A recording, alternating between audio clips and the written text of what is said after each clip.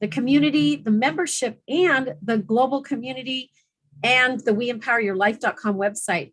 And I'm so excited to be here today with those folks who have joined us here on Zoom. And in order for you to do that, just go to WeEmpowerYourLife.com, click on the calendar tab, and find our Wednesday meeting. We meet year-round, 3 p.m. Pacific Standard Time, and we go for about an hour and a half to 2 hours, depending on the day. And I'm so excited to be here. It's a week after our We Empower You Global Virtual Summit. I'm a little bit still exhausted. I also took a little trip last week, and so I'm recovering from that. But I cannot wait to share with you more details about what's coming down the pike for 2022. We are just days away from flipping over the calendar into a new year, into a new era as far as I'm concerned. And I've been working with Master Nigel Henry, who's with us here today. And let me tell you what's happened to me. And I'm going to explore and explain with you what's going to happen for We Empower You, the community, the membership, and the summit coming up in version 2.0, which is what we're calling it.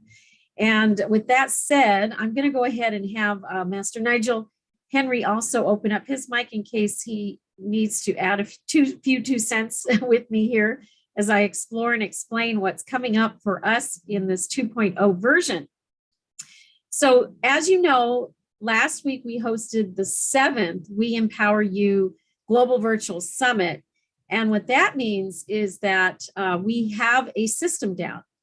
As I was recalling how we got started with the membership, though, I had to go back 7 quarters ago to when COVID had reared its ugly head to uncover what it was that we did that landed me 6 figures in 6 months.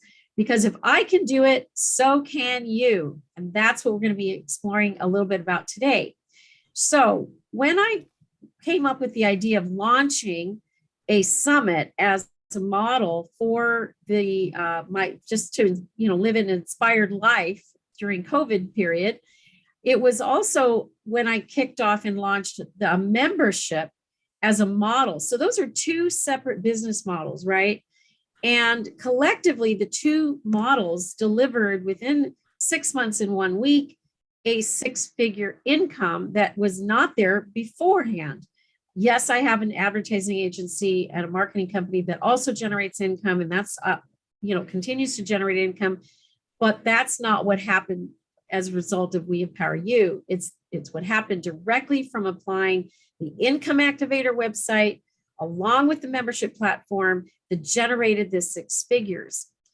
That said, I came into the year and it was around May or so when I met Master Nigel Henry, and we were doing great. Things had hit a little bit of a plateau though. And when I started working with Master Nigel Henry, I knew something was up. I knew something wonderful was going to happen, but I had no idea how big things would get. And what ended up happening was I set out this goal.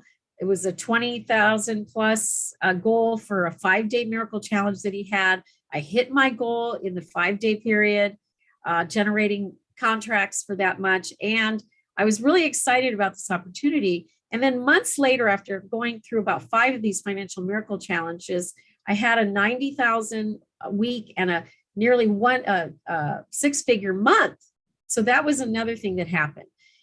What is it about working with Master Nigel Henry that's working for me is not that he's telling me exactly what to do, because I got Lee to do that, and I've got myself to do that, and I've got Aggie and all these other people that have been my mentors in business and leadership.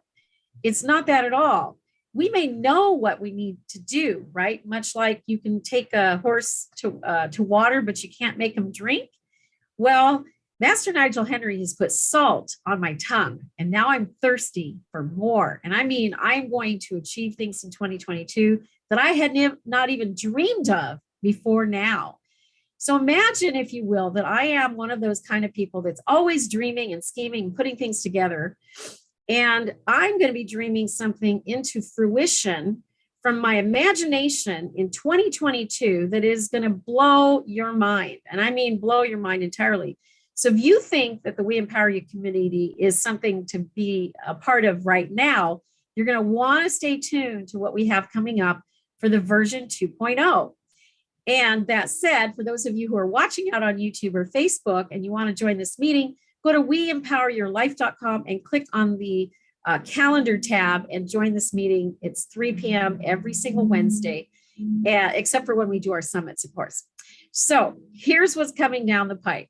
So not only are we going to continue inviting Master Nigel Henry to the stage to do his magic, but also he is going to be offering programs, including one that's coming up this Saturday, which he's going to explain to you a little bit later. And that's going to be a recurring program. He's going to continue with his Financial Miracle Challenge, and we are going to be an active part of supporting his delivery and encouraging members out there to activate themselves using these programs, because it's really phenomenal. Here I am at the ripe young age of 63, and I didn't think I had much to learn about success or, achieving or activating or anything like that. And what I've discovered is that I've been sitting on a gold mine, which is me. And what has been blocking my success is stuff that's in my mind, right? So using Master Nigel Henry's languaging, I am now moving to delivering and creating and producing for the We Empower You community from the mountaintop. Now, what's the difference between what I've been doing in the last year and a half? The last year and a half, I have been creating as if I was going to somewhere, as if I was climbing up to somewhere. And now I'm already at the mountaintop, right? So everything I'm going to be talking about going into the future is not about how I'm getting there, how I have to do this, or what's the next steps, or anything like that. Here's the mountaintop version of We Empower You 2.0. We are this collective. The We Empower You community is a community that has grown to reach around the globe in the hundreds and possibly even in the thousands of people who have embraced that working as a collaborative, working as a community is the way to go. So we're going to have an upgrade to our We Empower You community and offerings that will support members who have grown with us in the last year and a half. So they need things that we haven't had. For example, we have a massive radio list that anyone can call on a do-it-yourself basis. And yet having that list has not necessarily brought people to fruition to have interviews. And why is that? Partly it can be that they don't feel the confidence, they don't have the verbiage down, they don't want a cold call on radio producers, many things like that, or simply they don't have the time and maybe they have more money. So we're going to actually have someone calling down the radio list on behalf of our members. Again, this is an upgraded version, and everybody will pay a little bit so that everybody can have a bigger result.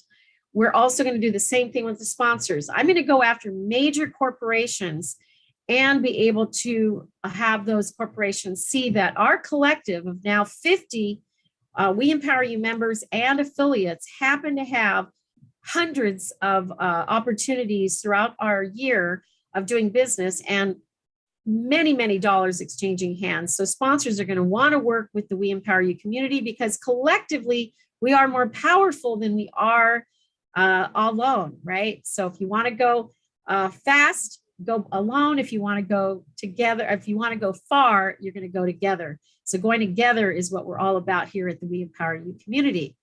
And then in addition to that, we're going to recalibrate our summits.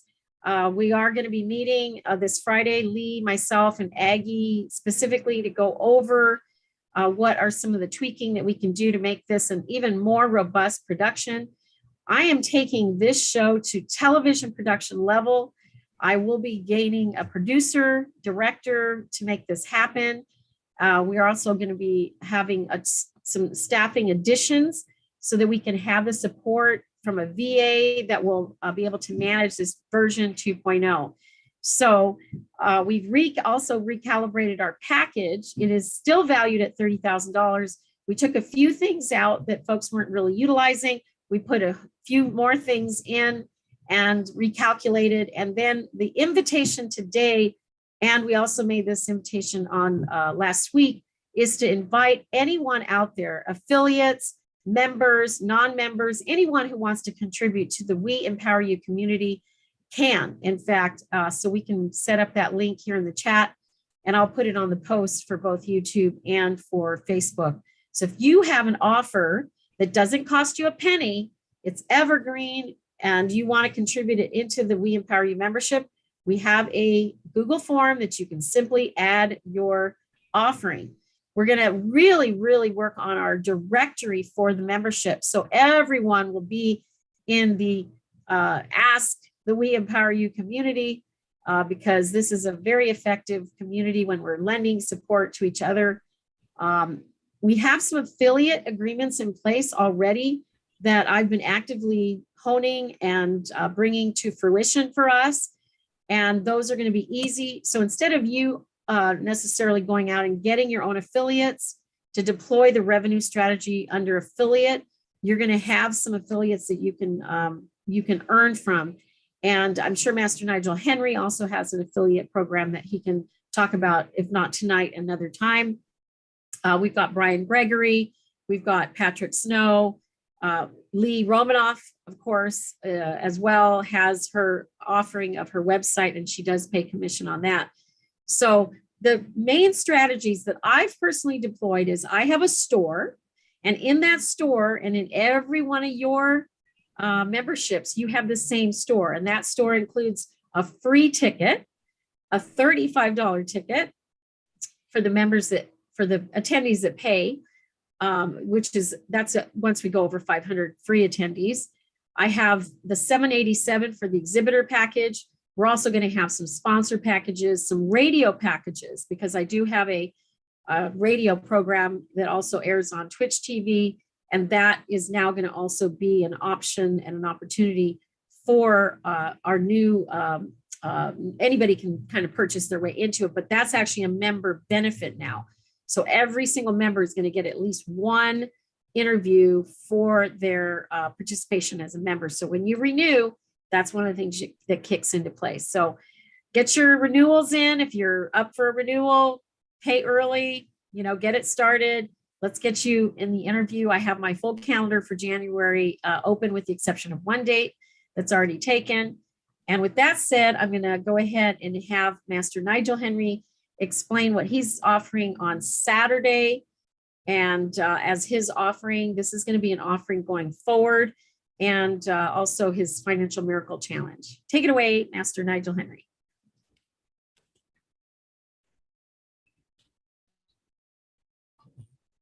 Hi.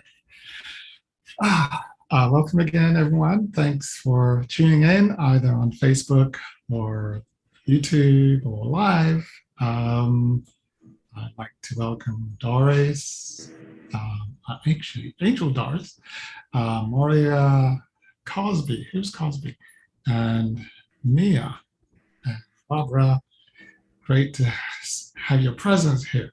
As you know, my style is interactive, which means I like to talk to the people that I'm interacting with, and it's very difficult to have a meeting where people have their backs turned to you. So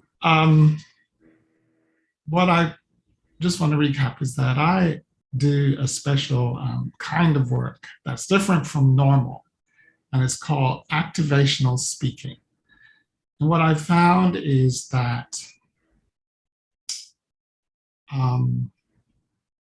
human beings are like layers and layers of potential.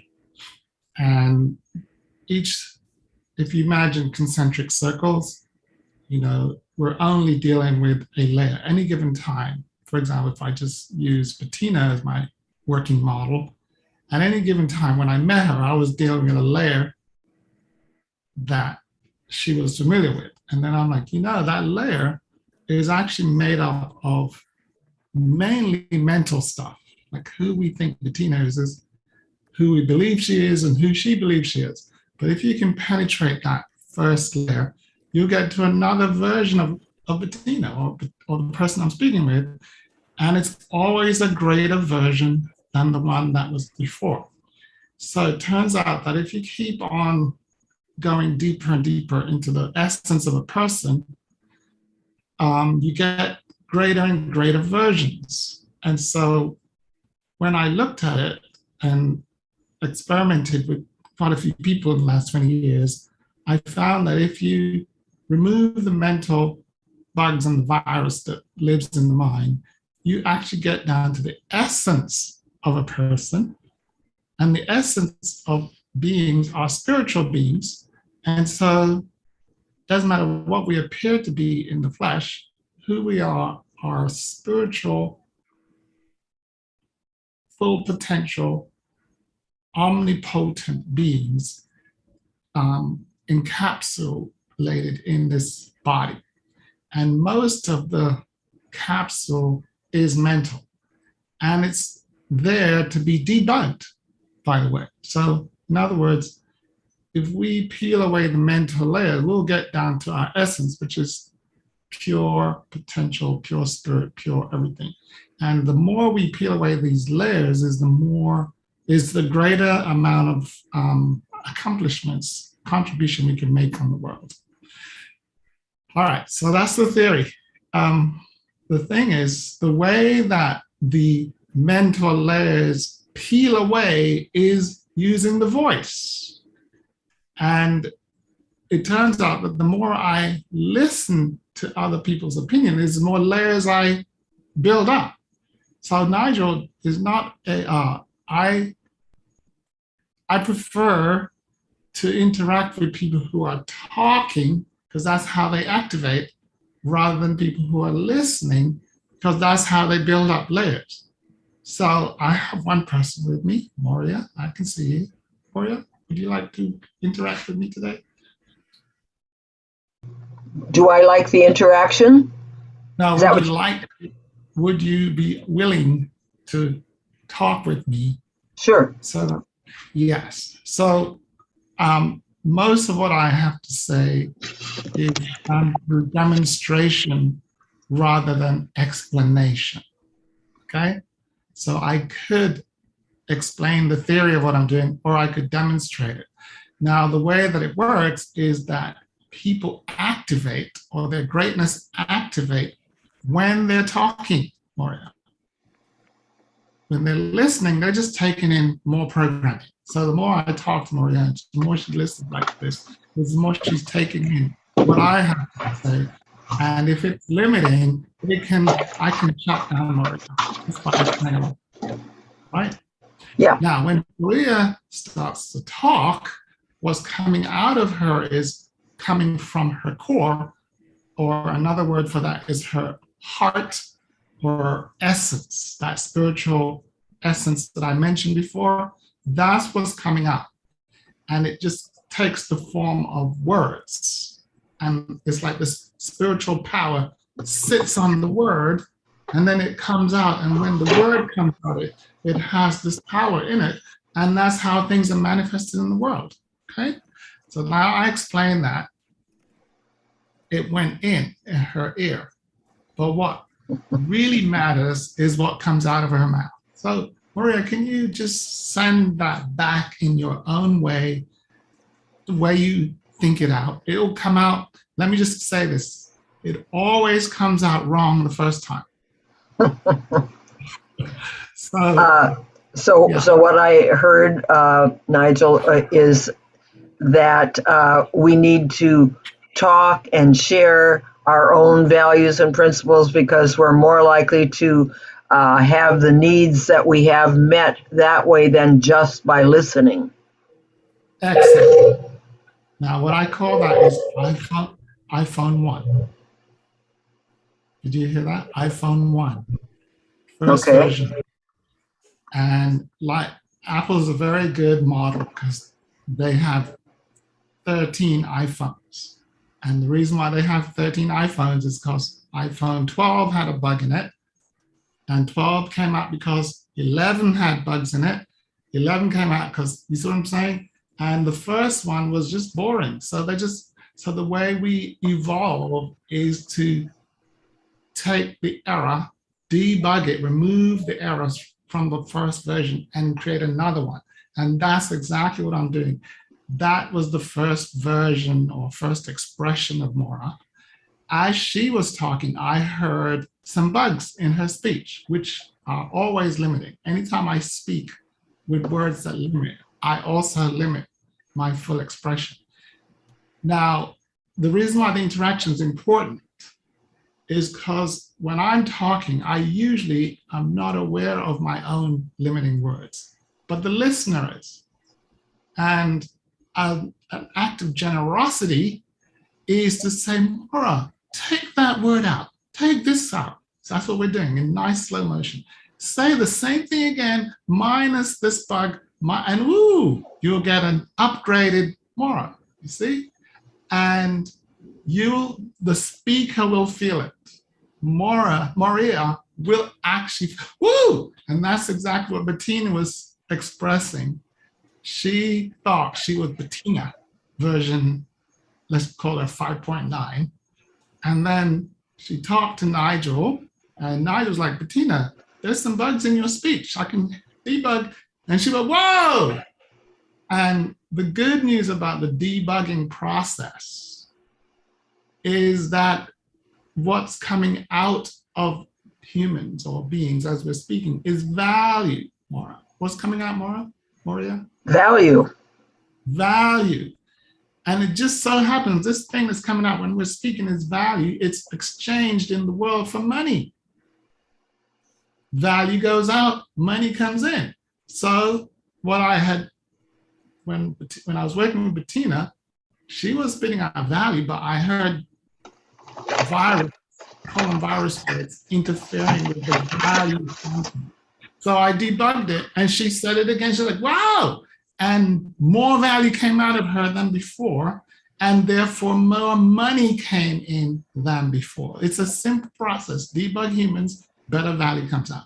Analogy I like to use is the garden hose, right? You know, for watering the garden.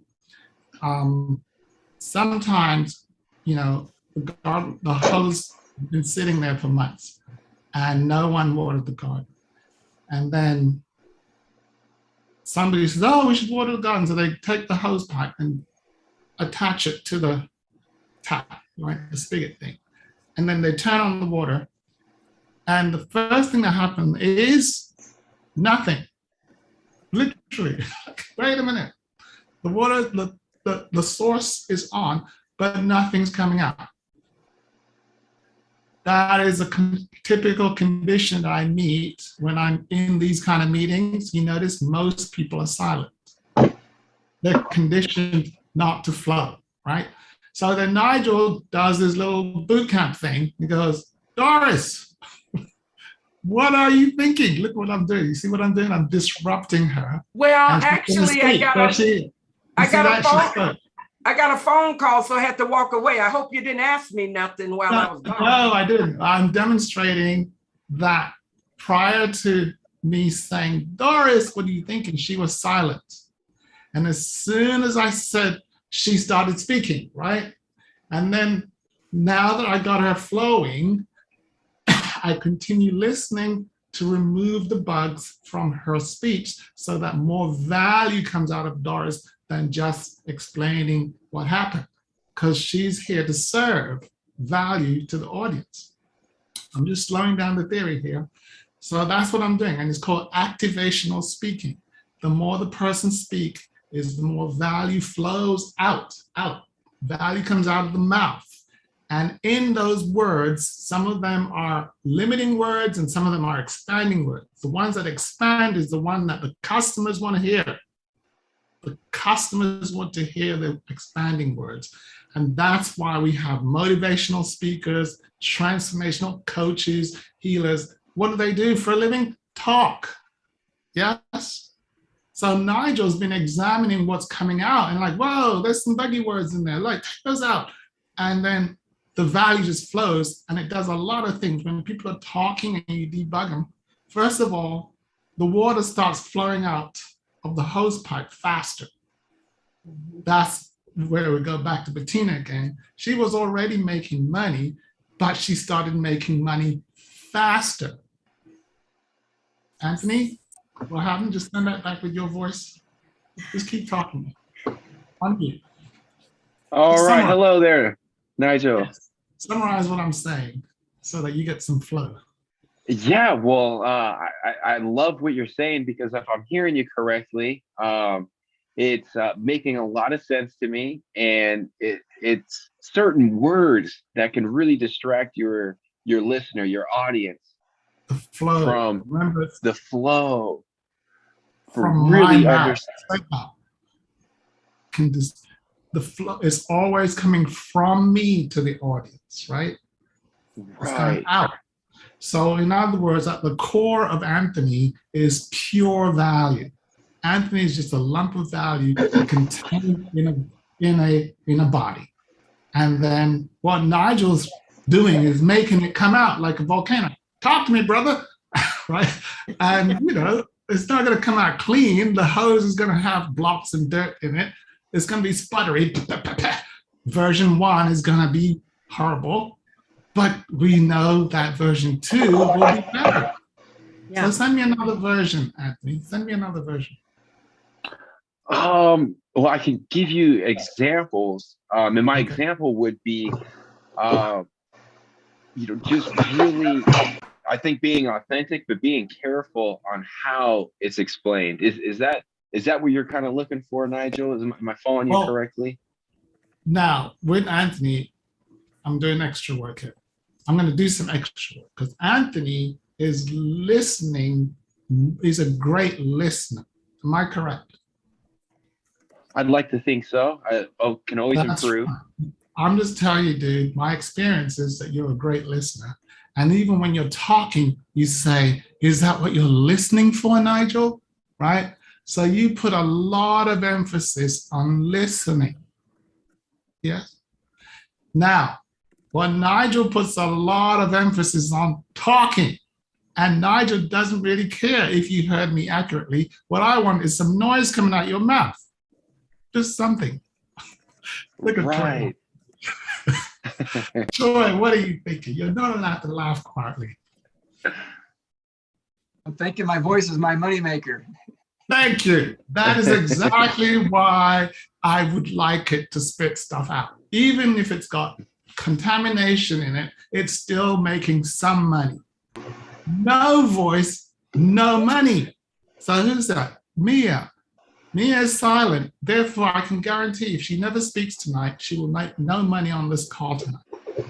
But if she does speak and spit out an ounce of value, there's a strong likelihood that someone will pay her from YouTube, from someone watching this thing, like, whoa. A lot of people have actually just called me because they saw me talking on Bettina's show on a recording from way back. And lo and behold, my voice was making money while I was sleeping. So my mission is to activate the voices of every member of Bettina, anyone related to Bettina. I'm going to disrupt your life so that you talk. And I will I'm going to disrupt for a second myself and ask, for those of you who've heard me now for over 200 episodes of what we've produced just on this stage and the promo videos and all of that, raise your hand if what you're hearing today sounds different and more activated than ever before. Raise your hand, please. There you go. There you go. Mia and Barbara, we can't see your hands raised, but you can always do Mia raise her hand. Oh yeah, okay, there we go. Yeah, there you go. So at the end of the day, it takes very little convincing on my part to say yes to Master Nigel Hendry's activation system, because I'm having the acceleration of the income, the speed at which I'm generating money is at a speed I've never experienced in my lifetime. And what's interesting is it's not based on working hard, and it's not based on being on a gerbil cage of any kind where I'm just spinning my wheels. It's actually a complete opposite. In fact, when I've worked in this activation process, I've been experiencing is just a deeper level of thinking of what did I come here to do and accomplish in my lifetime? What is my purpose? What is my vision? And the execution of that is really not what I should concern myself with at all. How it gets done, the details of how it gets done, which I've occupied all of my life doing on the doing side of things. So now I'm at this, this CEO level, founder level. And what a founder does, what a CEO does is very, very different mentally, emotionally, physically, to generate the kind of income and revenue sources that I'm generating at this point. Could not be done without this activation. I have to say, I am just blown away. Each and every conversation, each and every opportunity that I've had to work with Master Nigel Henry, as we are also masters and we are master teachers of our craft. The more I speak, the more opportunities I have to speak, the more opportunities I give each of the members to speak, the more money they are going to make. So I'm declaring right here and right now that if you're not planning to be at Saturday's session with Master Nigel Henry, he's going to give you some details. Please take a listen to this. This is very, very important. He's making an offer that is too good to be true. It probably will be someday too good to be true.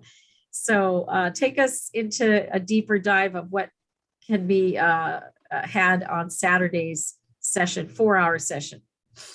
All right. Well, thank you for that. Now, this is unusual because a few weeks back, Bettina would be always in the background. And I would get confused about whose show this is because every week I'm talking and Bettina's there doing her stuff. And I'm like, people might think that this is Nigel's show.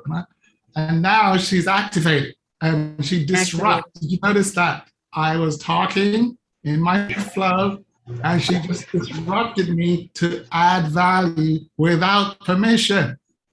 That is my working model. Bettina is my working example. Now, the thing about what this activation process is, what's the word? I want to say non-conventional. It is totally opposite of every normal thing you've been taught. For example, we can't all talk at the same time. Who's heard that? Right hand if you heard, right? That's absolutely, what's the correct term for BS? Okay? Insane. So I'm saying we would all be super rich if we all talk at the same time.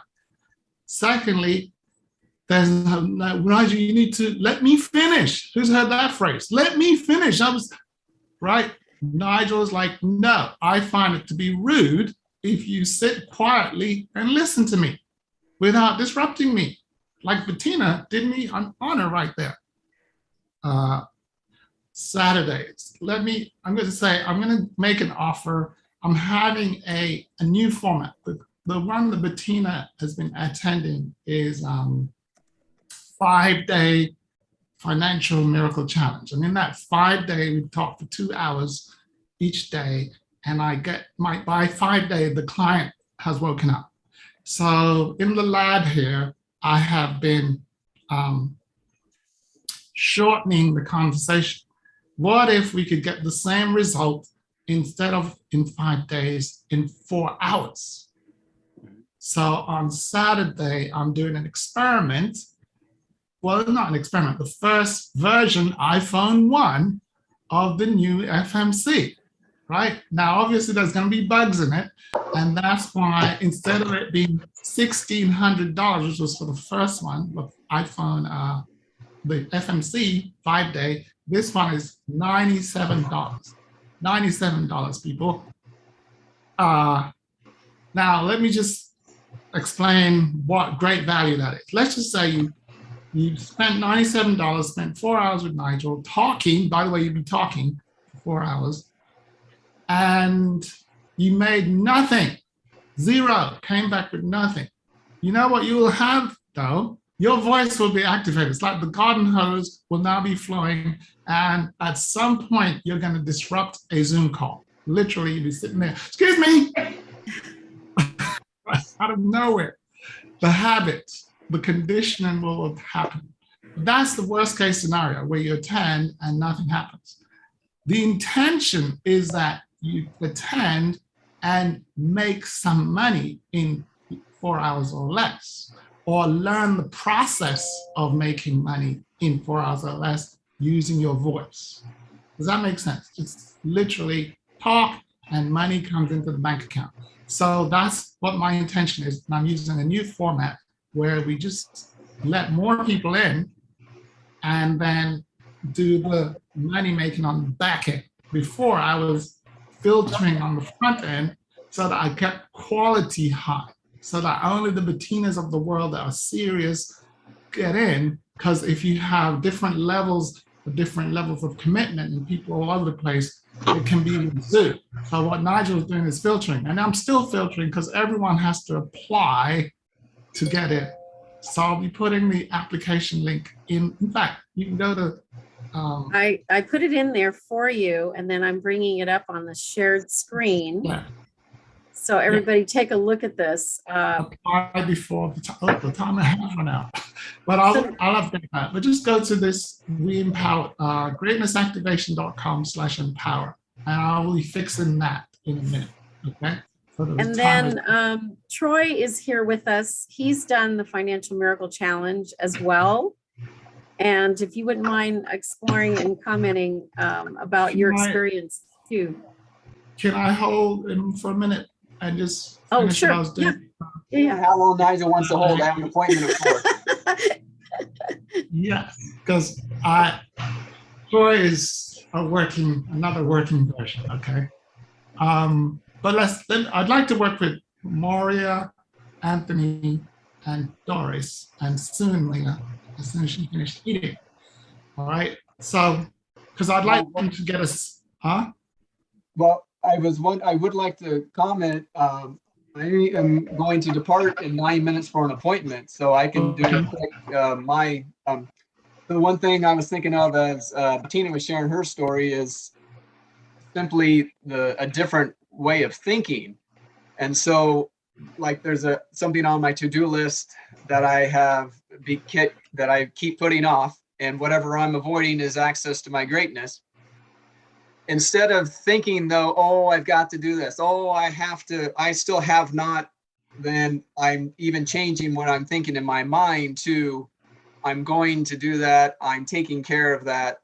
And so even just within the mind, I've shifted the thinking. And then as far as FMC, it comes from the FMC, the Financial Miracle Challenge. What's the new name? It's the same. I'm just delivering it in a smaller event. It's called a masterclass. So the rocket launch version of FMC. And so anyway, that's a piece, a very big piece of it. And that's a piece of what has, that I have received, that I have received from the Financial Miracle Challenge.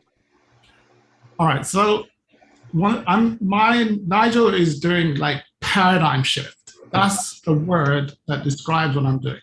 So everyone believed, the world was flat at some point, and now they think it's round. Okay. So I'm here to disrupt what people thought was true.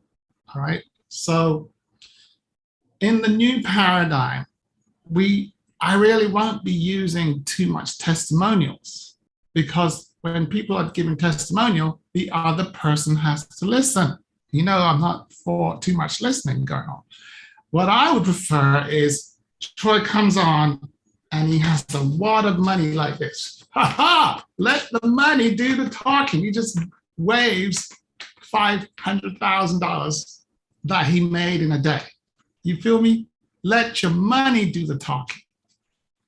That's the strongest testimonial that I can get, right? So that's the first paradigm shift. Money talks, let the money do the talking, and let the voice create the money, right? So that's why in the Financial Miracle Challenge, we actually have the clients state with their voice how much money they're going to make during the session. And then either they make it, or they make less, or they make nothing. But at least they're declaring it. It's like, I'm going to work a miracle. I'm going to make $500,000. And then that's when the magic happens, okay? The magic wants to happen. So let me go back to Moria and Anthony and Doris. And what I was saying at the core, the reason why I am so confident that my formula works, because at the core is a thing called the spiritual part of you, your essence. You know what it's made of? Who would like to guess? Moria, what is at the core? What's it made of? You know, like if we got down to your essence, get past your body, past your mind, and get down to your spirit, what is that spirit made of? Confidence and anticipation and trust. That's a good first iPhone 1 or 2 now. We're on iPhone 2. What about Doris? What does she think is at the essence, at the core, like beyond the mind, beyond the body, beyond the emotion? What's in there? Well, me, I'm a very spiritual woman, and I give God all the praise. So yes, he's so the one that's, there? beg your pardon? Yes. So yes. I was listening to your opening statement. So you're going to get to the core. What's at the core? It's all about the kingdom with me. That's my core. And what's at the core? Sorry, what's the name of it? The name of what? My core? What's that? Yes. What you said? The question is, it's at the core, and in your world, your core is the kingdom and changing lives. You know, connecting with other people. It's very. The first word was what you said. At my core is the kingdom. Yes? Mm-hmm, mm-hmm. And what you do with the kingdom when it comes out as your activity is you change lives. Mm-hmm, mm-hmm. So, but the core, right, your name for that thing at the essence, at your center, at your heart, beyond your body, behind your mind, is, you call it the kingdom, right? Is that what I just want to get clear, that word matters. Ministry, right. Yes. Well, ministry is the application of what you do. But I'm talking about if we sliced you up and put you on the microscope and got down past your DNA, what would we find? Ooh. Love and the kingdom. Love. Love and the kingdom. That's it. Just say that. At my love core, and the kingdom. Love and the kingdom. Stay right there. So now we're going over to Anthony to see what he thinks is at the essence of his core. Notice we didn't say what you do and what you do with it. We're just saying, if we examine it, what would we find? And this is going to come back to money in a very short time. This is why we're going there. Go there. Anthony. So yeah, I think the essence of the core is the challenges that we go through in life that really build. Whoa. Just say this in your own language. When I put myself under a microscope. When I put myself under a microscope, I see diamonds that are being made. And your essence is a diamond? The essence. I'm not asking what you're doing with it, just what is in there. If we cut you to like we're getting in deep into you, what's that right. essence? What's the right. core? If you were to dissect and go through and see, I think that's where you'll see the core of what I've been able to achieve deeply. What you achieve is outside of you. What I'm saying, what is the inside of you? What's in the core? In the core. Well, yeah. I think it would be courage, willingness, a lifelong learner, a listener as well as a speaker. Very good. He's close. What he's listing is some gifts. The gift of courage, the gift of learning, you see?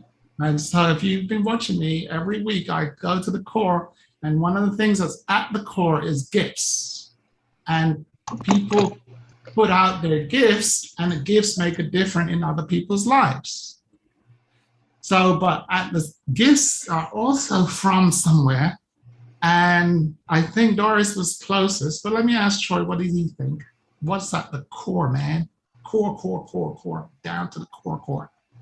Well, for me, the core is God, spirit, creation. Each individual has their name for it. I would say Thank God. you. Look how great he's doing with his talking. You notice he's teaching with precision, and he's acknowledging that people call this core different things. Can you do that again, Troy? That was beautiful, man. All right. Well, I'm going to do that and then depart. So at my core is God. That's where I come from. I come from that greatness. And look at Doris when you're talking. So all those who agree with Troy, just raise your hand and say, at the core is that essence. Like, I agree with him. Right. Now, the thing, before Troy leaves, this is what I found about when I examined that core, because it's called different things. That's all I've noticed. People call it God, spirit. It's just different words, but it's the same thing. This is what I found, Anthony. At the core is pure, undiluted value. There it is. Okay. Value. Whoever God is or whatever it is pure value. And when it wants to come out from the core, it adds itself to the words or to the action. And what comes out of me and all beings is value. So, Anthony, you are a walking pile of value, my friend. I like that visual. Value. It's like, who, why didn't they say that? Everyone called it spirit, God. And now it came to me that another name for this same thing is value. So, Doris, did you know at your center that God is value? That which you've been calling God is also called pure value. And that value is pumped, pressed up, heaped up, and wants to come out. And its best path out, the fastest path out of the core is through the mouth. Value. Doris, your mouth is a value spraying machine. I can't hear you. You're muted. Unmute, Doris. I said amen to that. Now Right. that we got to the essence of the thing, every human being is a pile of value stored at their core, and it's expanding. It's like, ah! And the thing that's holding it in is thinking. And so Nigel doesn't have to do any work. The thing is trying to explode out, but there's a thing called thought that holds it in. And then to make matters worse, people keep taking in more value instead of putting out value. They're listening to value, learning from Nigel, getting value. No, Nigel's saying, no. Put out the value that's in you. Let it out. Open the channel. This thing here is a value channel. It wants to spray value, Anthony, but you've been conditioned from school and normal society to listen, which means take in value. Nigel said, no, put out value. So now, why is this important? This is beautiful timing from Aggie here. This is where Aggie comes in all the time. Value goes out, money comes in. That's why it's important. Value comes out from the core, like a volcano. Money comes into the bank account. And Aggie, that's her job, to make sure whatever we're talking about here, this had better come back to some business relevance. Aggie, would you like to add some value? No, I agree with that. But I also agree that we can take our spiritual natures, and if we're, excuse me. Okay. So yeah, if our spiritual natures, I mean, we find what really motivates us, and that's what we're doing in our business. Maybe it's helping people in a particular way, whatever that looks like. It's not like work. It's like, finding our passion, and it is putting value out there, and the more passionate we are about it, and I hope that the more value that we can put out there.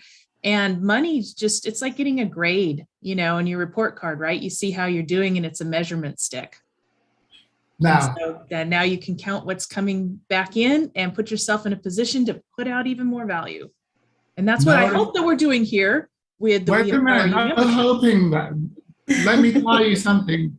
I'm not going to hope. So this, I'm going to demonstrate. First of all, I like that better. Aggie was quiet. Notice she was sitting there quiet like she normally is. And Nigel disrupted her quietness. Says, Aggie, I see you're in the house. Say something. Did you notice that? That is not convention. It is quite rude in normal circles. The lady was minding her own business. She probably got stuff she's managing. And Nigel disrupted her world without her permission and activated a conversation, a flow from Aggie. Did you guys see that, right? She wasn't raising her hand. Nigel called her out and she started to flow. Question for Moria, Anthony, Mia, and Doris. This is not for Aggie. This is for everyone else. Raise your hand if you received value from what Aggie said. Just raise your hand. I definitely. Mm-hmm. Now, Aggie, were you aware of the value that sprayed out of your mouth? No, but I'm used to the spraying, so maybe it doesn't have as much value to me as it does to everyone else. This is what you missed at the beginning. I said at your core, Aggie, at every human, this is from my lab experiments, when I dissected humans, at the core is this, what you call spiritual essence. Its other name is value. So you can say at the core is God. You can call it God, you can call it spirit, you can call it whatever, and you can call it value. Just another name for the same thing. What I'm getting from this, and I've got a little dialogue going on too with someone here, is that actually a word that in a sense everyone can actually relate to is value. Whereas whenever we go distinguishing, you know, I might call it spirit, Aggie calls it spiritual essence, and Doris calls it God. And I don't know what we others all have value in common. That's what's in common, and that's where we can all agree, whether you're an atheist, and this is or you believe in God, or you're a Christian, or whatever. That doesn't even matter. It doesn't matter. This is how I got Aggie on board. If Aggie came on board and she heard Nigel talking about spirit and God and heaven and all this, she's like, oh God, here we go again. When are we going to do some business marketing? This is the marketing show. Right? This is not what the members paid for, to sit here and get indoctrinated in Nigel's religion. But I didn't talk about so I wanted to get this. What Bettina said was precisely, I'm like, when you get to the core of every human, you get this spiritual thing. And Doris calls it God and kingdom and love, right? Kingdom, love, and God. Notice any name you give it, it doesn't care, but it's still this thing that you can't see, but it's there. And then Anthony, what did you call it? You call it your gifts, like courage and da da da. He called it all these different names. Right. We didn't get Moria's take on it. Oh, Moria talked about how it showed up in terms of how she expresses herself. But Moria, what would you call that essential thing at the core that's spiritual in nature? Do you call it God? What do you call it? I call it inner and outer peace. Now at the core, now outer means it's outside. Inner, I'm talking about inside. Peace. So you call it inner peace. Peace. It has another name called peace. Now, Bettina picked up exactly where I wanted to say. Let us agree on a common name that works for business. Let's call that thing that Maria calls peace, Anthony calls courage and other great things. Doris calls kingdom, love, God. Nigel calls God and spirit.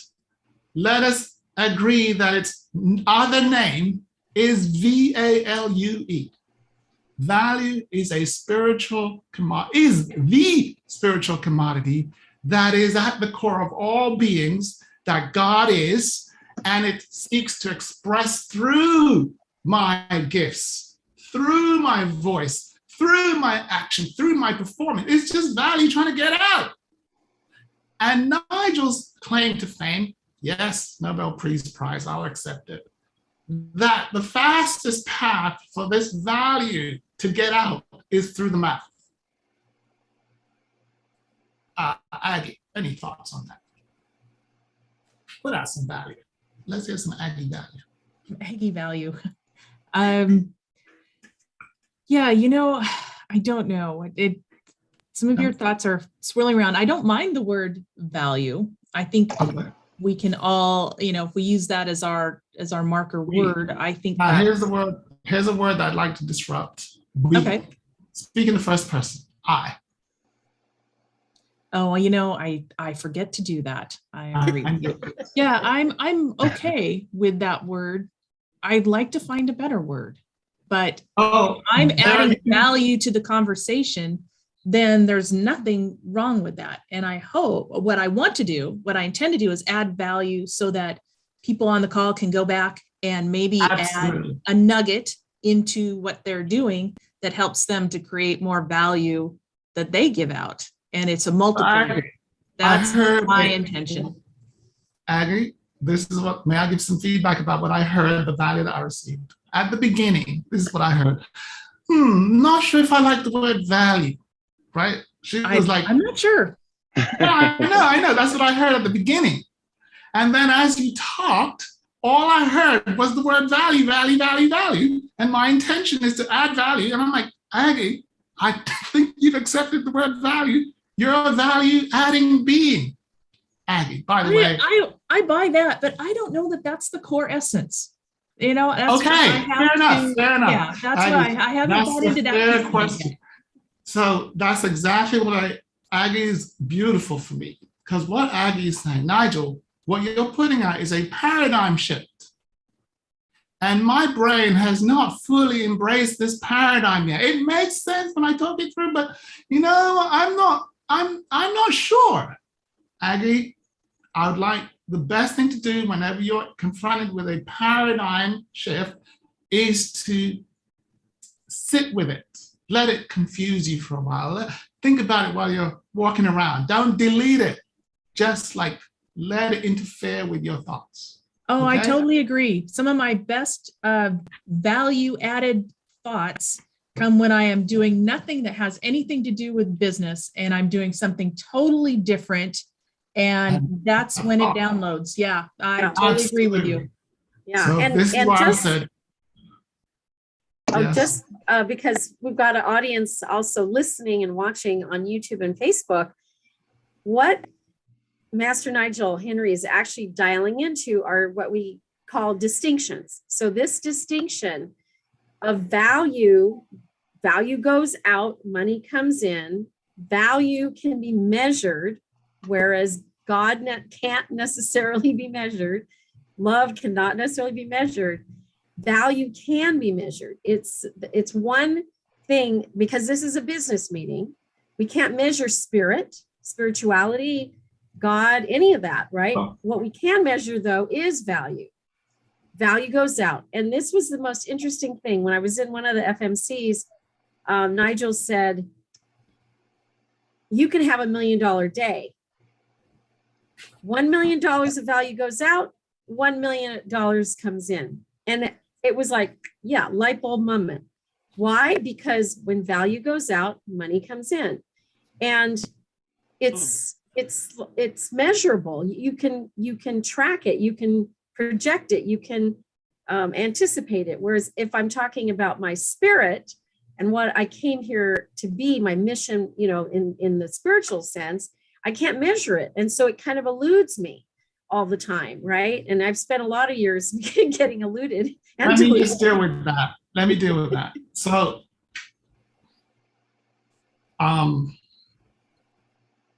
Noted. Yes, Anthony. Yes. About this, Nigel. I've experienced this in certain meetings where there's a lot of educated speakers, right? And they're trying to bring value to the conversation, but at the same rate, they're also being extremely distractive. And they're almost stirring the pot, as a sense to say, and they're trying to cause trouble with what they're expressing and doing. And it's actually devalues the conversation and the experience with the listeners, with everything going on. What are your thoughts with that? First, I'm going to come back to you. I'm going to address Bettina, and I'm going to address Aggie. There's a lot of things came out. See, I see value everywhere. Okay, I see that as long as people are talking, Nigel is like, I got this value Geiger meter. And I think one of the things that Aggie said is like, I don't really see that I'm adding value. I'm like, that is the problem, Aggie. It's called you're devaluing your value, right? You're a value machine, but you are not aware of it. And that's part of my work, is to get Aggie to own the value that she's putting out so she can collect the dollars that is coming her way. That was what was going on with Bettina when I met her. Bettina was not collecting the incoming. She was putting out the outgoing, but she was distracted from the incoming. The US dollar was coming in, but she wasn't paying attention to it because of what Aggie said. Well, I don't know if I'm adding value. What, Aggie? Your creator made you as a value to the world, period. When you popped out the womb, oh yeah, values are arrived. Now we've got to calibrate her so that she connects value going out with money coming in. Calibration. So that's what Bettina was saying. Nigel, there's no calibration between the word spirit and US dollars. There's no calibration between the word GOD and US dollars. But guess what? If you study economics, any form of business, every time the word value is spoken, the word dollar is next to it. But I've learned that this word value is the same thing, God. So yes, spirit is calibratable, but you got to use the right word for it. So the finance people don't meet down there at Wall Street and talk about, yes, the spirit, and, got tons of spirit today. No, what they use is the other word. They said, we made a lot of value today, and this the valuation of our company, and they use the word value all day. But what Nigel noticed that no one defined what it was. Value for money. What is this value thing? It took me years. It came to me in 2022, 2021. I mean, literally, this thing that they keep saying is value is a spiritual thing. And it can be represented in 3D with US dollars or yens or pounds or whatever the currency of the day, whatever currency we're using is measuring the same thing. Value is universal and it comes out of humans. Out. So, Nigel, can I ask you a question? Can you give us a couple of ideas on how we can add more value to each other in our organization? Talking about three people can have a conversation at one time. I'm going to add the word flow. That is the word that I use. And when I am having cash flow, or energy flow. If I have low energy, I have no cash flow generally. So for me, the word is flow. So everybody's going to have their own word, but no, we're not going to do that. We're going to do what Bettina. I meant. I'm with you. I know what you meant. What you're saying is answering Aggie's question, actually. Yeah. Aggie's saying, Nigel, can you give us some working example of how we can add value, especially in this kind of meeting, okay? So Nigel's saying, first of all, your essence, the thing that we call life, spirit, God, is value. That's its name. From now on, we're just like Prince. Remember the phenomenon previously known as Prince? The phenomena previously known as life or spirit or God is now called value, okay? So it's not that we're worshiping value, we're just adding another name to it, which connects to the economics. Now to Aggie's point. So now we all know that value is what's coming out of the mouth when we're speaking.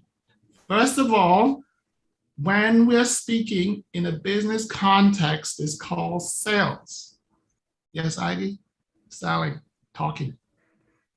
Aggie, on mute, man. I want to get that value. Yes. It is, yes. And we're all selling. We're selling our Yes, ideas, our exactly. concepts to each other, out into Yes. the Facebook world. Yeah, we're all Yes, selling all the time. I'm gonna build on what Aggie's doing here. Every time she talks, man, she activates my value. So value. First of all, Aggie, when you talk to Nigel, you send value over here, and some strange thing happens. Your value comes in and stirs up my value. That's number one. So Aggie, the number one thing you can do to add value to this organization is talk more frequently. Do you know Yes. the one thing I least like to do is talk more frequently? Now, this is a paradox. This is a weird thing, which I go deeper into it in the masterclass, but I'm going to speak to it, Aggie. So number one, Nigel's saying our essence is value, and value is just coming out, and his favorite path is through the mouth, and it's called talking. Yes, up until now, this very Zoom call, it was not culturally cool to talk spontaneously. Notice Bettina's jumping in whenever she feels like it. Aggie's going to do that in a minute. Anthony's definitely doing it. Moria is still a bit conditioned. She's still waiting. Moria is supposed to jump in and stop. And so is Doris. Doris is listening. Now, I'm okay, because last time Doris jumped in, she blew me up, man. So, I'm like, whoa, Doris is a special right? She is powerful. And when you're powerful, you can overpower the value of other people. So the greater the power is, the more gracious you gotta have. That's what I was saying to Doris on day one. Remember, I shut her down. Doris, stop talking. She's like, what? I'm like, stop talking. You're too powerful. You gotta give. Yes, the more power is the less talk, because you don't need it. Your power's already out. Now, I'm going to add some more value here too, Nigel, because of having gone through the Financial Miracle Challenge. And one of the habits that I had in my life, probably my entire life until recently, was using my gifts, my talents, and abilities without being compensated. So the value was going out, but I had no way for folks to send me money, right? Yeah. And so one of the things that happened, just let me give you a quick short example. So Nigel said, okay, so what happens from the time you're giving out the value to the time that you hear a little ping on your phone that says money is in the bank? And what I realized, and as we reverse engineered the process, was that I had some preconceived ways of thinking around, like ping, the money's in my account, and then what happened just before that? Well, I went all the way down and I had an in-person meeting, and he's like disrupting me and saying, well, why are you having an in-person meeting when you could do a Zoom meeting? I'm like, well, because that's the way I've always done it. Well, that's, these things that I was doing slowed down money, sometimes to an extreme halt, and sometimes just to a dull roar. And, money not flowing properly would get me jammed up. And so this hose that's now been unleashed, I've gotten out all of my clogs and everything that was slowing things down, and it's flowing like a raging river right now. All right. So I'm going to add some stuff to what Bettina's. First of all, let's just see who got some value from that. Anthony, did you get any value from that? I greatly apologize. No, I did not. I was having to do email. Pause right there. Let's look at that. Is it because no value actually came out of Bettina, or you weren't paying attention to the value that she was putting out? Which one was it? I wasn't able to multitask that and pay attention. No, it's okay. In other words, the value was flowing in your direction, but your attention was away from it. Now, this is for Aggie. Aggie, idea number 2, right? Notice what Bettina was doing was called a presentation. When she was speaking, she was putting out raw value, and that's also called a presentation, which every single business person must do to get money. She was presenting, but now she moved from presenting about product to presenting raw thought, which is higher value. It's called thought leader. She is a thought leader now. She's not a product person or a manager. She's on the higher income scale where she gets paid for what comes out of her mouth. Back to Aggie's point. Nigel, the thing I least prefer is talking. But Aggie, the highest paid people on the planet talk for a living. You are in that class, my friend. What's up with that? Unmute, please, so we get the value. Is she frozen?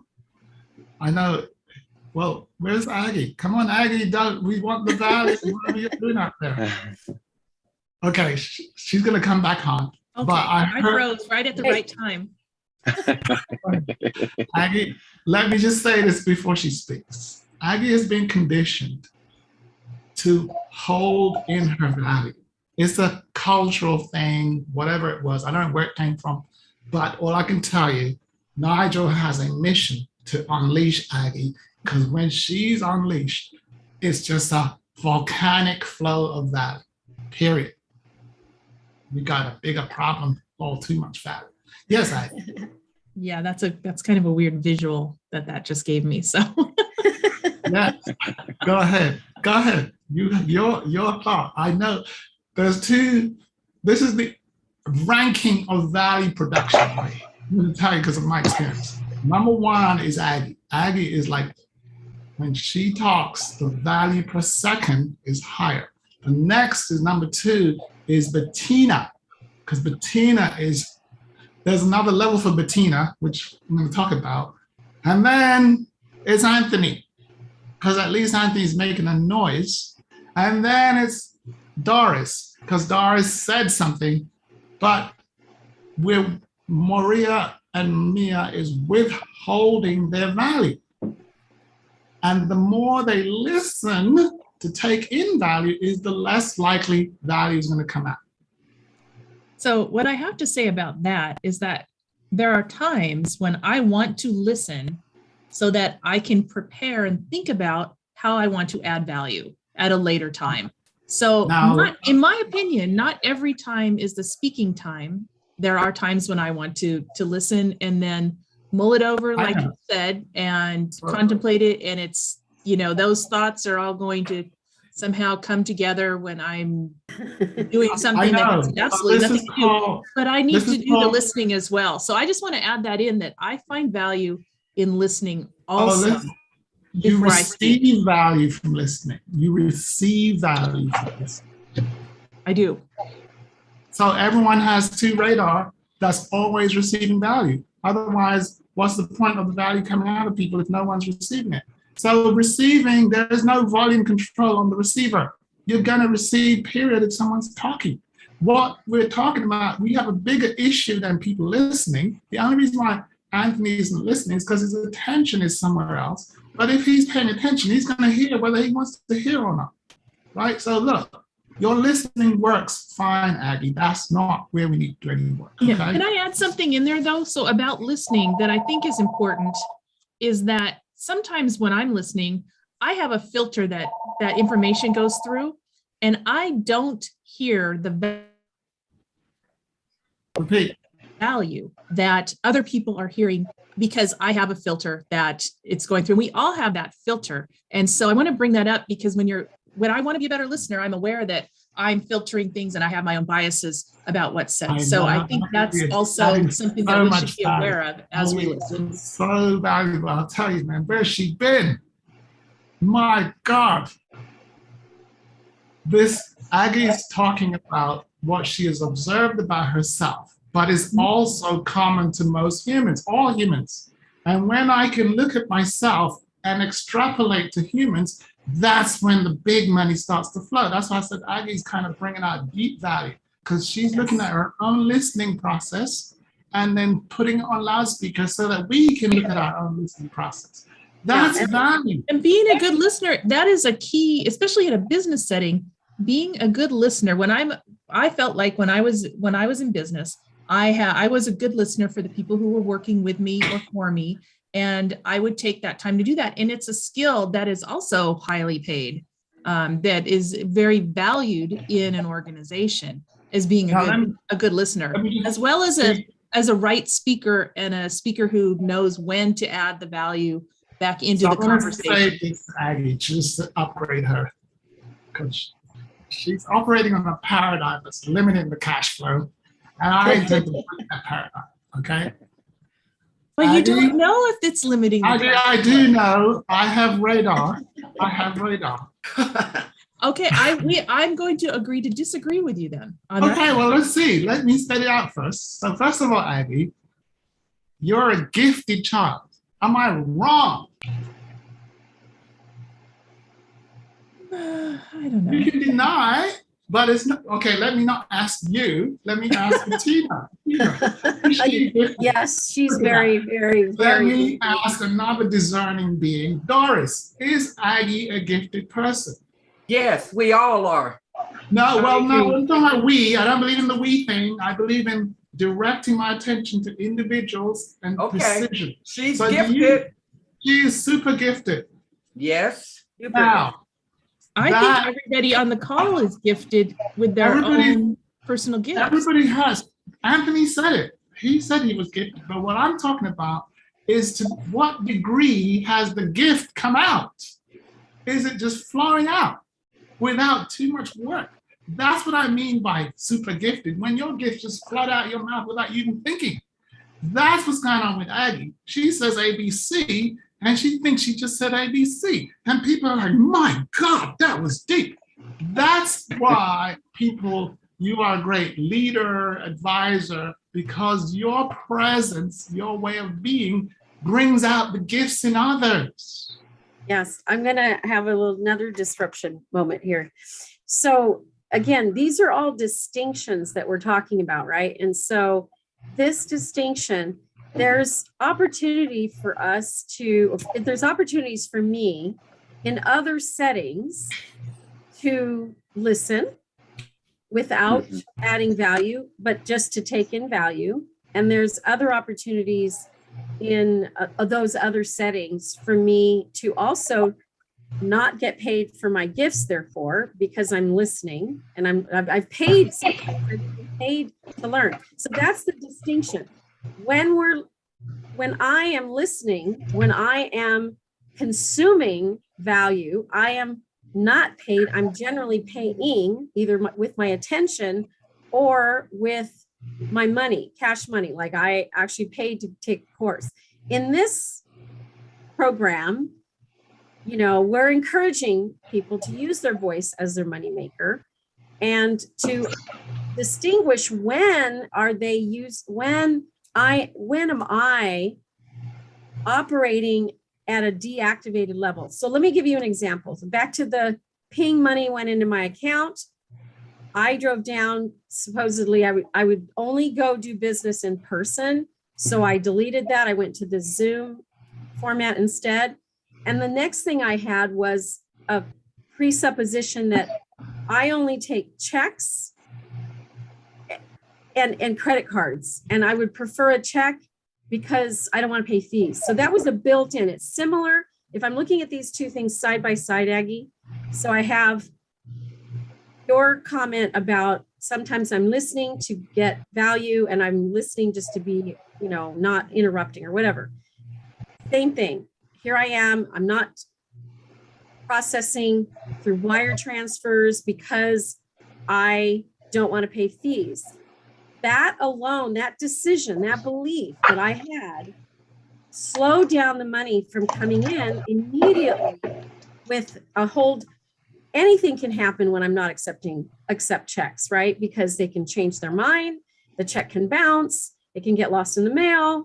So how is it that if I choose to, in a meeting where we are speaking and actively we're activating speaking, if I choose not to and I'm listening instead, then that there could be something underneath it. And that's the distinction. What is underneath that? In me, Right.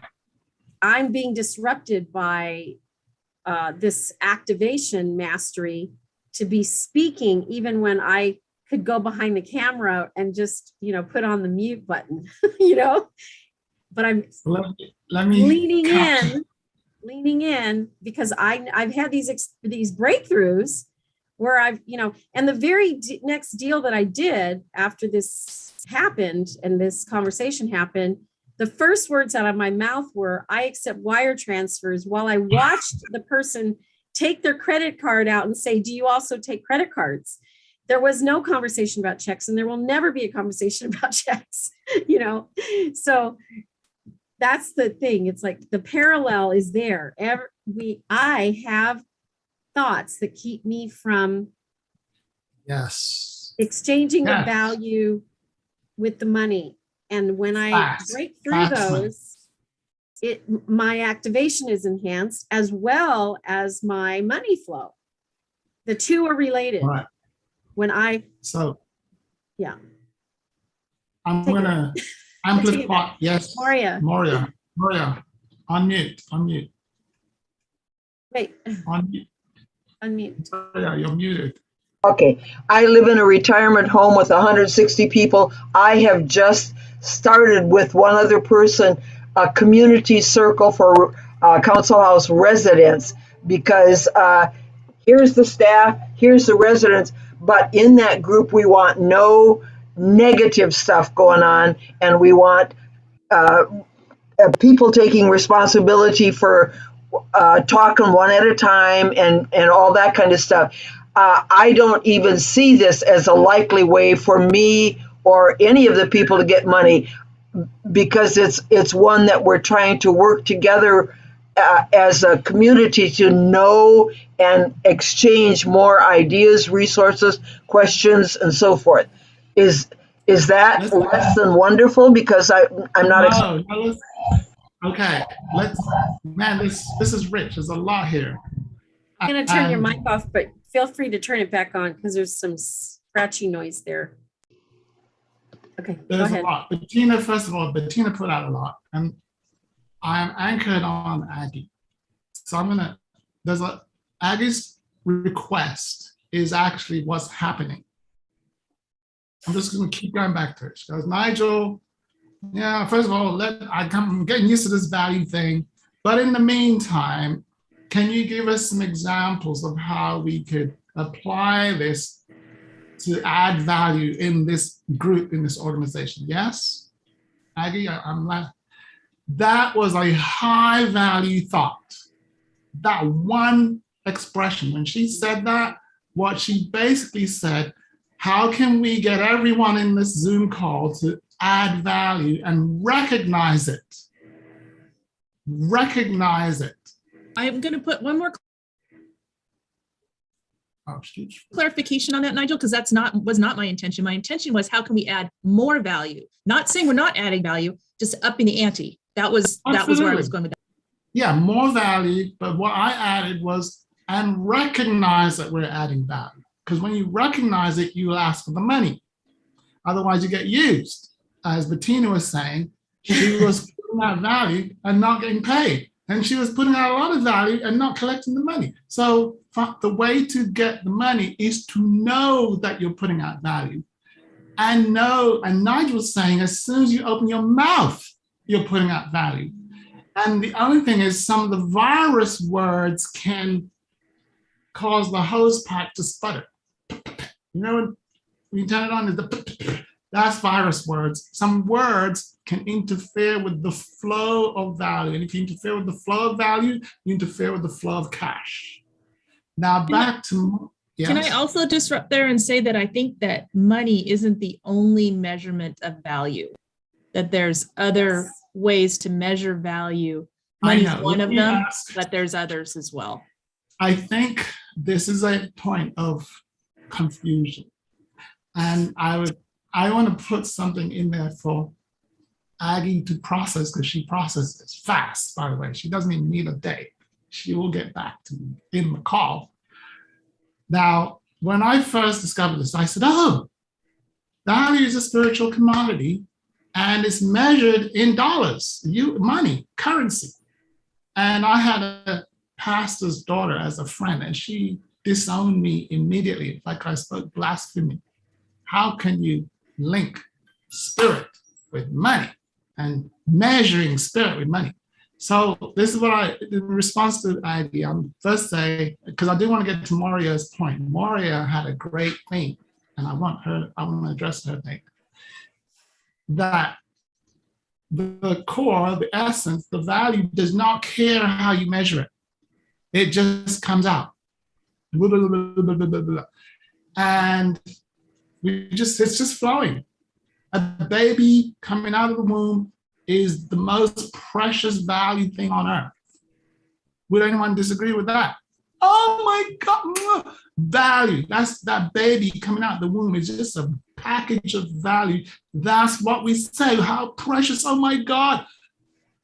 That's why we take care of babies, because they're valuable, precious, man. That's like, so it's just value. Notice I haven't mentioned the word measure. I just said value. Baby's valuable, diamonds are valuable, this meaning is valuable. Value does not care how you measure it. It's just like a volcano doesn't care if you measure it. It's just going to spew out the thing at the core. Lava is going to come out. On Earth, in 3D, between humans, they have made an agreement that we will use one thing in America to measure all value, whatever expression it takes. And it's called the currency. So if I came over there and pecked Aggie on her cheek, and she goes, I like that. I really like that. I like that kiss. Did you value it? She goes, yeah, of course it was. I said, well, can you measure it, please? Because how do you measure a kiss? We're not measuring the kiss, we're measuring the value of the kiss. But what unit should we use? Should we use kilowatts, grams, newtons, or should we use the agreed unit? In this country, it's called dollars. So yes, I gave you a $10 million kiss. That's how we value that. So it's just an agreement that value in America, electricity is in the atmosphere, whether we like it or not. It's just there. And it's abundant. It's almost the same as value, I would say. Electricity is everywhere. And you can put it to work, which we are doing right now with these electric lights. Do we value electricity? Yes. So first of all, what scientists have learned to do is measure things that are invisible. Electricity is invisible. Let's measure it. How do we measure electricity? Volts and amps, kilowatt hours. You see that? It's an agreed terms. And then magnetism is everywhere. Have you noticed there's magnetism all over the earth? Do you know what the scientists agreed? Let's measure it. What are we going to use? Beads? Dollars? No. We're going to use gauze. There's a term called gauze that measures magnetism. So anything that's invisible, the country or the humanity said, let us use beads. So in Saudi Arabia or somewhere, or Aborigine, they use beads to measure value. In China, they use renminbi, I think, to measure value. In England, they use the pound.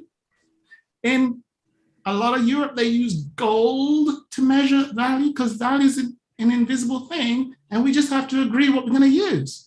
We could create our own currency in this meeting called the Bettina currency. 2 Bettinas equals $1. And so we go, let's reward each other a Bettina dollar for anything that's spoken that's valuable. And we can just have our own currency, the Bettina dollar. Yes? So it's whatever we agree on. But I'm saying, back to Aggie's point, value is ethereal. To measure it, we just have to agree on something. Let's use purple markers to measure value. As long as you and I agree on it, then we have to decide what is one purple marker, how many units. You see what I'm saying? And that's why value can change in a minute. A diamond ring, which is a piece of rock, go to Tiffany's and it's $500,000. And then I give it to my friend, she goes, well, I sold it for $5. Wait a minute. This number is arbitrary because it's man-made and depends on culture and programming. So your point, Aggie, it's whatever we agreed on to measure it. There is no absolute measurement. Nigel made up dollars because it's useful in the US economy, okay? That's it. And in business, they agree that value is measured in dollars. Have you noticed every business, at least every business on this call, we measure our value in dollars. Now, the value can take different expressions, like in Doris, she does her radio show. Is that valuable when you're talking on your radio show? Doris, is there any value? Yes. How shall we measure the value of your radio show? Shall we use RMB markers, Bettina dollars, or US? Which one would you prefer? Try US. Are you asking me? US? Yes, yes. Your show involves people talking on a radio, yes, or voice. Yes, As yes. Nigel's saying, this is not going to change for any human as long as they're speaking, whether on the radio, podcast, Zoom call, there's value coming out their mouth. How do we measure the value? US dollars in America. So that's called monetizing. When you assign a dollar value, US dollar, to a spiritual commodity called talking, you are monetizing your speech. Yes? Yes, yes. The Queen of Money herself. Aggie, am I making any sense here? This is called monetizing this thing. And in the world, the highest value goes to the speakers. Actually, there's only one thing that pays more than speaking. Who would like to guess what that is? Anthony. Leading, I would say, sharing value. That's speaking, man. Every leader has to speak. Has anyone noticed? They all speak. That's why Aggie was so brilliant in her last job, because she was in a leadership role. And Aggie, this is where, when you said you're a good listener, right? And this is where the next level for Bettina is where Aggie is, right? At the moment, Bettina's making value by speaking and sharing. Like, she's enjoying this moneymaker thing. She's like going crazy on it. But Aggie has moved past that. There's another level. It's called level 7. And in level 7, you don't need to speak anymore. You're adding value by causing others to talk. And how we cause others to talk is magnetic listening, Aggie. That's what I was saying, you're a gifted person, because not only are you good at speaking, which you don't need to do anymore, you are good at listening on a higher level where you listen so strong that it pulls value out of the person that's talking. This is a magnet. That's what I'm saying to you. And that's why Aggie's first move is not to talk, it's to listen. And what she's listening for is what's coming out of others. And so Aggie can sit in a room and not say a word, and for some reason the meeting went really well. And we don't know why it went well. It's because she was sitting in the room using magnetic listening. Am I wrong, Aggie? So how do we teach that? How do we teach this magnetic listening to people? No, she's gone to the next level, man. Jesus. Well, I can't be the only one in here doing magnetic listening. The answer to your question is, it's called level 7. And at level 7, the term we use that Bettina is familiar with is you call the master teacher. That's literally what's next for Aggie. Your label, if we were to label you in the room, you're called the master teacher. And at the master teacher level, it's not the same as the teacher level. You did teaching when you were a leader. You spoke to people and showed them stuff, right? You've already done that. Your next level is called the master teacher. And the master teacher does not actually do work by talking anymore. They get and it's not because you can't talk, because you can talk if you had to, but you've done the talking. You've passed that stage of your world. It's called level 6. At level 7, there's a higher cash flow, and it's called presence. Presence. So here's an example. Oprah. Oprah, how did she make her money? Anybody would like to guess, Moria? How did Oprah make her money? Where's Moria?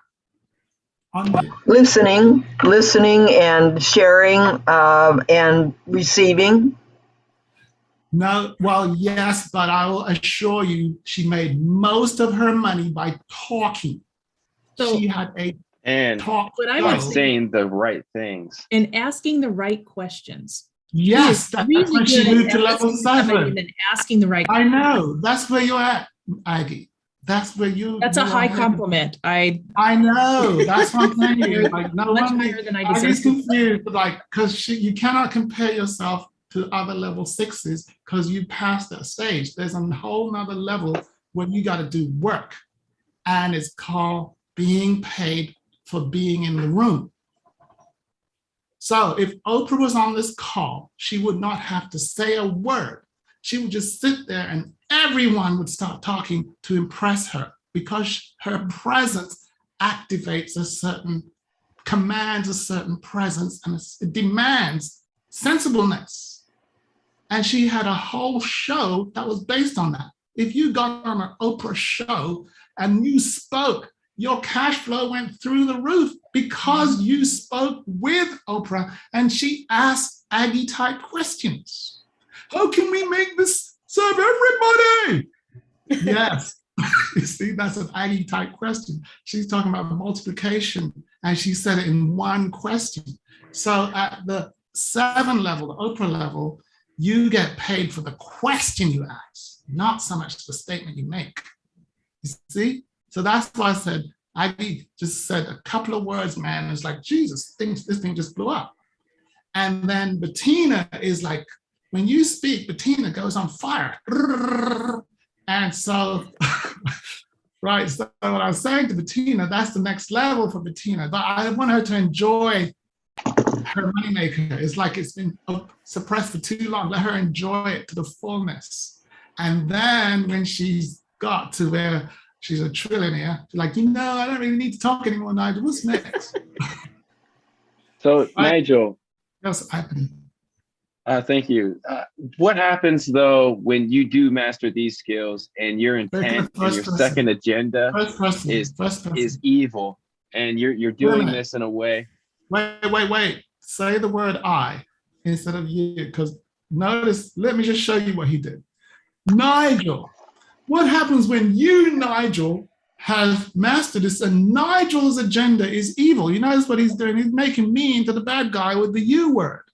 Oh, well, excuse me, not you particularly. I mean, know. In general. No, there's no generality. In that situation. I'm disrupting you to give you the upgrade. Here's the upgrade. Speak in the I only. Go. Well, I wouldn't want to represent myself in that position. Well, then why are you referring to me? Why are you calling me? General. So there is no general. From that, no. I'm not wanting to point it at you. Can I jump in on you real quick here? One of the things that I think I would turn the question around is if I'm with somebody who is speaking maybe more than they should, and I am aware that it's for a negative purpose, an evil purpose, how do I disrupt them? How do I come back around and disrupt them? Because I know that you may have some scenarios where that would be a helpful skill. That was a beautiful question. Did you hear the question though? Wait, Anthony, did you hear how she worded that beautifully? How many times? Yeah. Yeah, but notice how many times she said the word I. I wasn't keeping track, but I know. Which I've gotten from you, Nigel, because but it is the most common word in the English language is I. Which one? I. It is the best word in the English language, but the common use of English, there's common English and there's higher level English. The common street says you and we and they, but the queen and the president and high people in high status, Aggie, use the I. Mm-hmm. And that's what I'm saying. Let's upgrade to the higher status. So Anthony, what you're doing, your intention of your heart is good. Okay? I know your heart is good. Is that true? But the language, the level that you're using the language is harmful. The heart is good, but the words are harmful. And I think that's what you're interpreting as someone who has mastered the skill and using it for evil intent. And they're called, a lot of times they're called politicians. And literally, they will like use the word to confuse the people so that they can take the money from the people and put it to the rich people. That's what it's for. That's what a politician is. They're masters of the word to confuse the minds of the masses. And then the money that the people had goes to people who already have money. Welcome to America, England. This is how it works. So that's what you're picking up, Anthony, is that there are people who use mastery of word for deceptive purposes. And the question is, it is happening. And like Aggie, I prefer to avoid participating in that. Let the intention of my heart and my words be in alignment so that I'm always using my word for greatness. So this is what I like when I hear Bettina and Aggie talk. They're always about enhancing the people. Whenever they speak, it's like, how can we make this more valuable to more people? How can we spread the word? How can we, you see that? She's just expanding the value from others. That's what the higher level is, where she doesn't need to make any more money or make money at all. She's more about helping others to make money. This is what We Empower You is about. Every member should be putting out value and putting money in their account. Yes? And Aggie is so clear that unless these conversations are doing that, they are not serving the member. True? I agree. Yes. Yes. See? Now let me please go to Moria, because Moria is actually on to a great thing. And I'd like her to see it so she can get them paid for it. So would you like to recap, Moria, what you were saying earlier about you're in the whole people's home and da-da-da-da.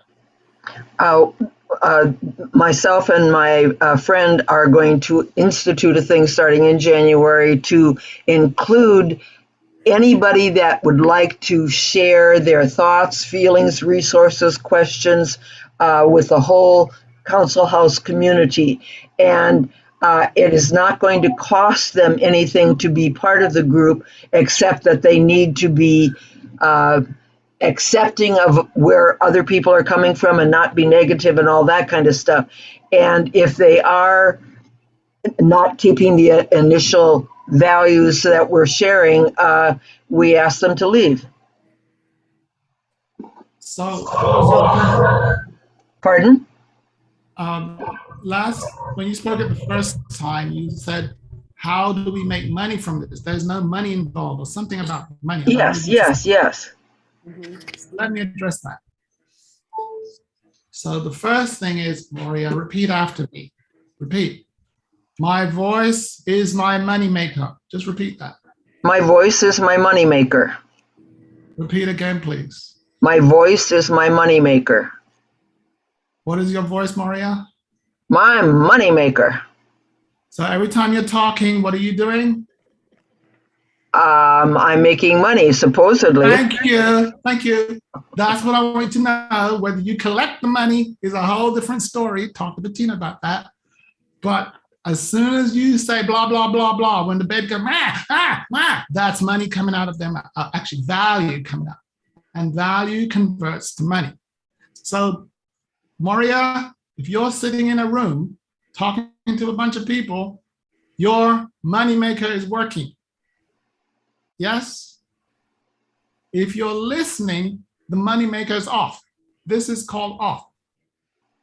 Now, there is no off switch on these things. For some reason, God did not put a switch on the ears, but it did put one on the moneymaker for some reason. And most people are exercising it.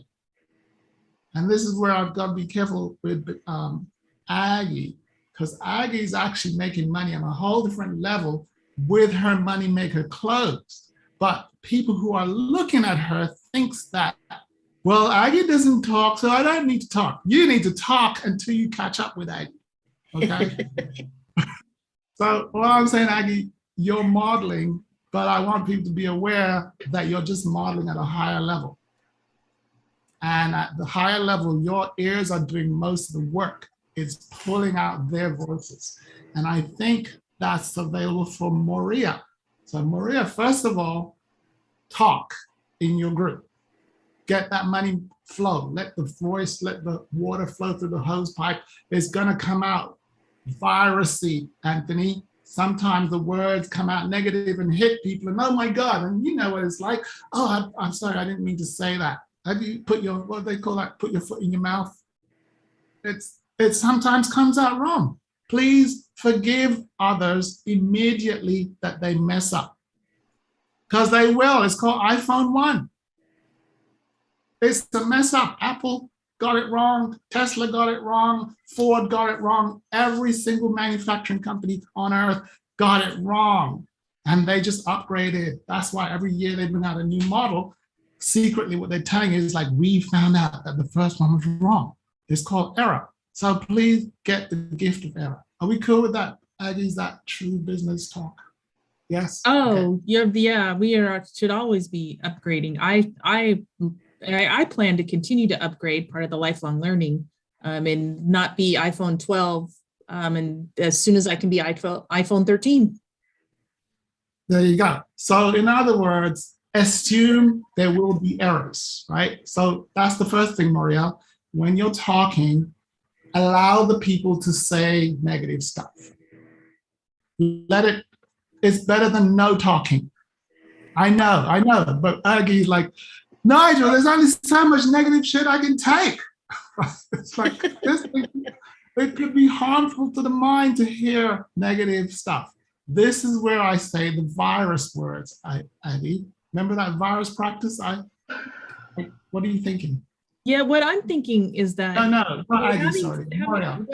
What I'm thinking is, if someone is talking to, in Moria's group, there's different types of negativity. I could be sharing something that's negative in my life that I want some support on.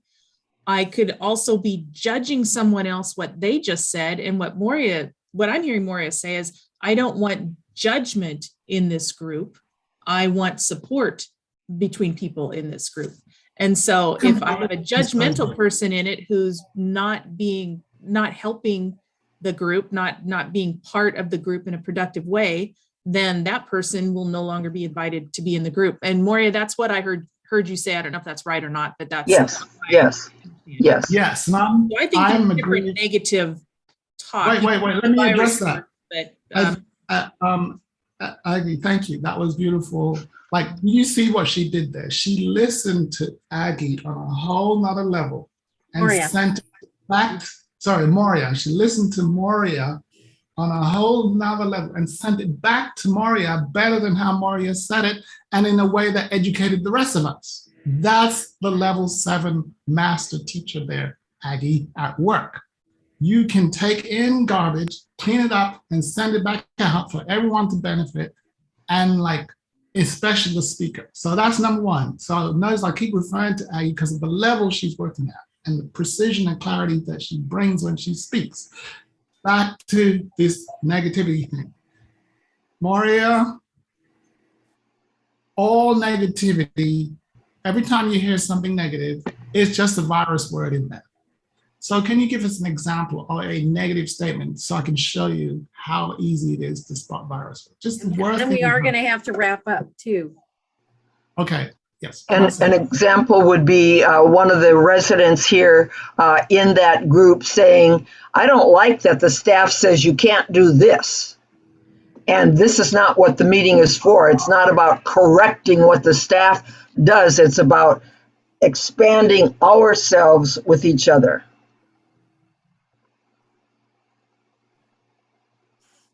Does that make sense? Nigel's For frozen. me, I heard the word don't. Oh, she just spoke some virus words. Don't is the main one there. So what I heard it when she said it, I just heard her language contain virus word, which makes her sound negative in that example, right? Wasn't that what you asked for? Yeah, I did. I'm showing you how to debug it so that what I would prefer is to allow this person to keep talking because their moneymaker is working, even though it's got dirty water, but it's better than no talking.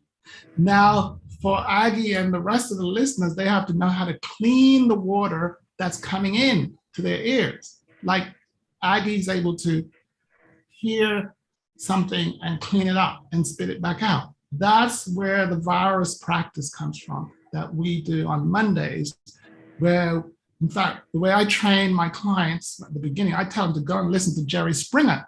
So they have to listen to pure negativity.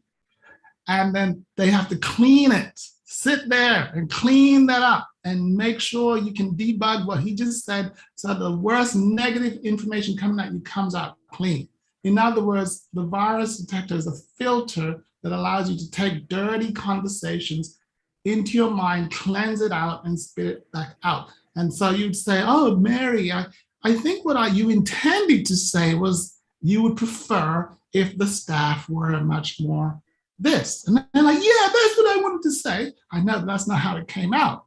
So this is where Moria goes up to the next level, where she starts being like Aggie. She can sit in a room where people are negative, but she's so masterful at cleansing the word that she takes it in and spits it out in the way that they would have loved to say it. And that's when you get paid, Aggie. You, Aggie, get money in the bank, because you're doing valuable work. You're listening. Moria, yes. Okay, I know my time is up. Let me just summarize it. Let me wrap it up, Bettina, and then hand it over. So, several things happen. Bettina is sharing that once the thing that limited her expression of value was her thinking, her beliefs around checks and things. These thought processes are like concrete around the expression of value. And that's what we call them mindsets. And they're created by virus words, literally. So the first thing I did with Bettina, I said, Bettina, you know you're talking virus. She goes, huh? And then I showed her, she's like, oh, bing! And she just ran off, okay? So that's number one. Bettina is telling you that once you unleash your mind from these limiting thoughts, money sprays out your mouth. The second thing she said is that I was spraying out value and not collecting the money. That's called devaluation. She was not putting US dollars on the things that she owned. It's called devaluation. Stop that. So put a value on everything. And the value in America is US dollars. We say, yeah, man, this is $20,000 and it's called, and then you can put any number on it. And if you put big numbers on it, it's called high ticket. Okay, that's all Tiffany's doing. They're putting a big number on a normal thing. Well done, Bettina. Thank you. Now, over to Aggie, the summary from Aggie. Aggie, prior to this, was always listening in the background. That was her modus operandi. And Nigel was like, Aggie, talk. And Aggie's like, listen, Nigel, I'm good at listening. I'm really good at listening.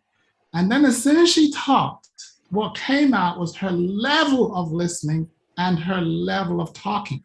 And she's on the Oprah level, where her real work is listening to make sure that things are in order, that everyone is contributing, and that whatever is being said can serve the global community, the membership. Yes, Aggie, am I reading right?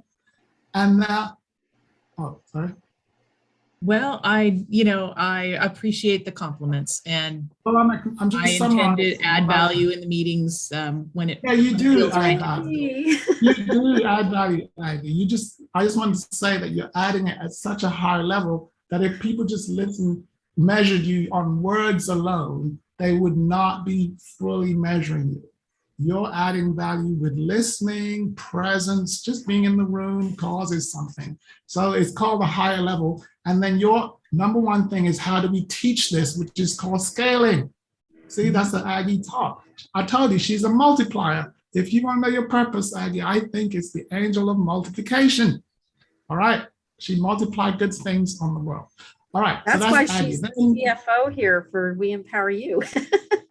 She's a great multiplier. Every time she's in the room, things just multiply real quick. Speaking to Anthony, Anthony is the classic good heart. Good things want to come out of Anthony, but the language he's using makes him look bad. It's like how his words come out does not fully represent who this brother is. Does that make sense, what I'm saying? It's like, and the thing that's interfering with Anthony is the number of virus words that he has in his vocabulary. And the best thing for Anthony is to do virus awareness practice, the Monday session that we have. Bettina, talk to the brother and selling it. But it's actually at We Empower, Greatness Activation / Empower. It's the second thing. That will clean up Anthony. And it will clean you up, Anthony, so that you get paid higher rate. Because in this world, people get paid for talking. People get paid for talking. For Moria, excellent work. Moria is in the right place, doing the right things.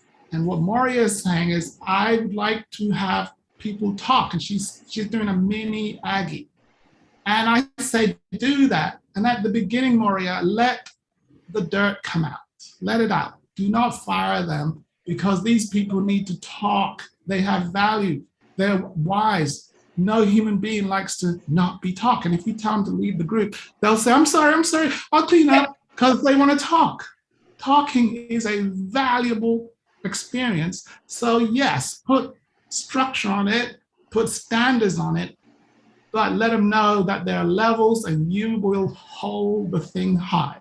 And what I predict for Moria is that the more as she keeps her movement going, where people are talking, there'll be real money showing up in your account. Real money, Bettina money. And so just start the talking though. Initiate it by talking, get people to talk, and then set up your account and expect money to arrive in. Are we cool? Yeah. Yeah. All right. Doris. Angel Doris. Yes. Doris was the one that got us to the core. She said at the core is the kingdom and love and God. That is the ultimate. And the only thing that was missing for Doris, she had not been told up until now that the word that puts the US dollars at your core is the word value. When you say at my core is value, kingdom, love, truth, God, spirit, you included economics.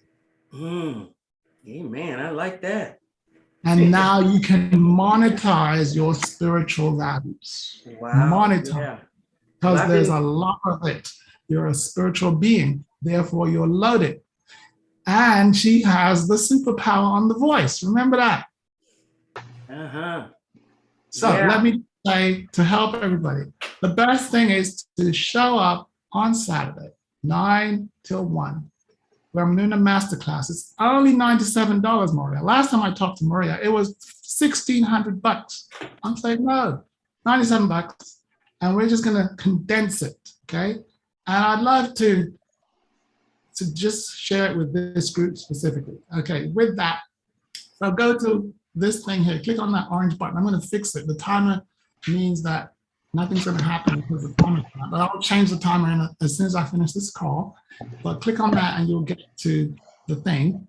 And it's gonna, there you go, it's gonna get you here. This is the application form, okay?